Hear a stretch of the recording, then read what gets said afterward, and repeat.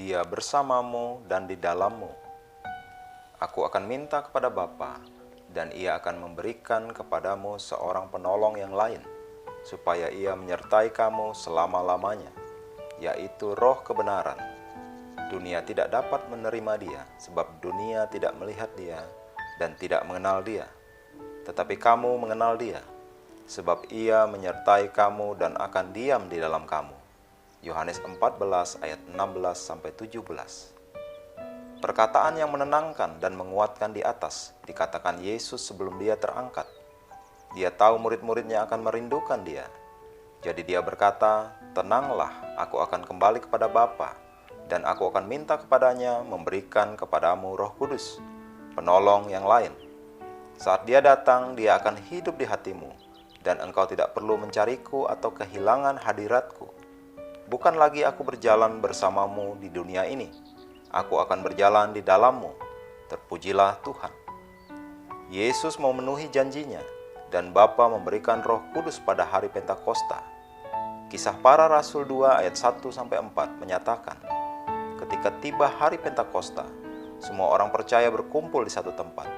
Tiba-tiba turunlah dari langit suatu bunyi seperti tiupan angin keras yang memenuhi seluruh rumah di mana mereka duduk.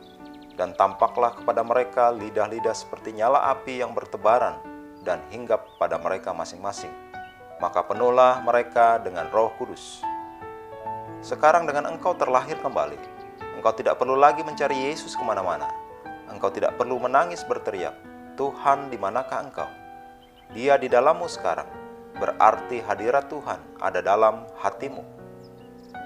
Saya tidak mengetahui persepsimu tentang Tuhan dan kekristenan sebelumnya. Tapi ketahuilah hal ini, jika engkau menerima Roh Kudus, engkau memiliki Tuhan di dalammu. Tidak mengherankan Yohanes berkata, "Kamu berasal dari Allah anak-anakku, dan kamu telah mengalahkan nabi-nabi palsu itu. Sebab roh yang ada di dalam kamu lebih besar daripada roh yang ada di dalam dunia." 1 Yohanes 4 ayat 4. Haleluya. Terlepas dari apapun yang engkau hadapi di hidupmu, ada satu pewahyuan baru, yaitu pewahyuan adanya keilahian di dalammu. Paulus menyebutnya sebagai rahasia yang tersembunyi dari abad ke abad dan dari turunan ke turunan, tetapi yang sekarang dinyatakan kepada orang-orang kudusnya, yaitu Kristus ada di dalam kamu, Kristus yang adalah pengharapan akan kemuliaan. Kolose 1 ayat 26-27. Adam tidak mengetahuinya, Abraham tidak mengetahuinya, Ishak tidak mengetahuinya. Tidak ada generasi yang terdahulu yang mengetahui rahasia ini. Ini lebih dari Immanuel atau Tuhan beserta kita. Ini adalah surga di dalammu, kepenuhan bait Tuhan di dalammu sepenuhnya, dan diekspresikan melalui engkau. Terpujilah Tuhan selamanya. Mari kita berdoa. Bapa terkasih, aku bersyukur atas kehormatan dan berkat dengan memiliki Kristus yang hidup di dalamku dengan rohnya, dengan kebaikan hadiratnya yang tinggal dan berdiam.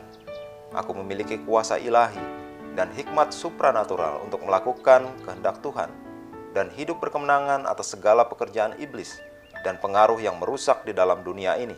Haleluya.